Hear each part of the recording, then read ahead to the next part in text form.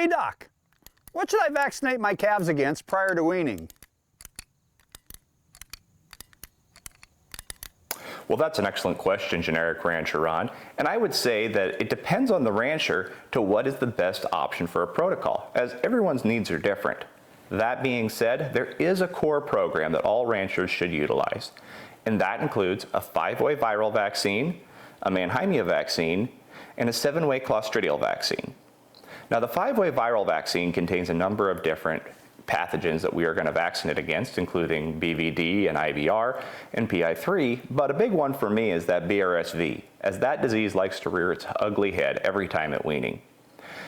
The Mannheimia vaccine then vaccinates against Mannheimia pneumonia, which Mannheimia hemolytica, the bacteria, used to be called Pasteurella hemolytica, but they decided to change it to Mannheimia hemolytica for some reason, and then everybody still calls it Pasteurella hemolytica, so now we don't know if we're talking about Mannheimia hemolytica or Pasteurella hemolytica, and everybody just gets so confused, and this is the crisis of our generation. But really, Mannheimia is a good disease to vaccinate against, because like BRSV, we do see it a lot at weaning time.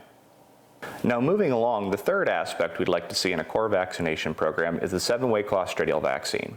This is going to protect against 7 types of Clostridium, but 2 that I want to talk about are blackleg and overeating disease. Now, blackleg, it's a disease that was very prevalent before this vaccine came out, yet this vaccine does such a good job that we don't even see blackleg anymore. That's why we should keep giving it so we don't see it again. The other aspect I want to talk about is overeating disease, Clostridium perfringens type C and D. The vaccine doesn't work quite as well on that disease, unfortunately, but we can see that later in the feeding period, so that's why it's good to at least vaccinate for it with the 7-way that we're going to give anyway. So if you're not sure what to do for a vaccine protocol this year, reach out to one of us at Sioux Nation Ag Center. What we can do is look at the location you're at to see what kind of diseases typically happen in your area, the history of your calves on that ranch when they're weaned, as well as how those calves look this year to develop a vaccine protocol that will work for this situation. With a good vaccine protocol, you'll put your best foot forward to feed that bottom line.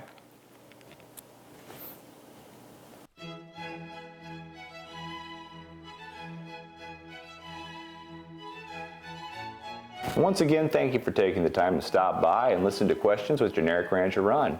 This goes every other week. The off weeks, then we have a regular shoot side with Doc Jake video. So just like, subscribe, and you'll be able to get both content just as easy.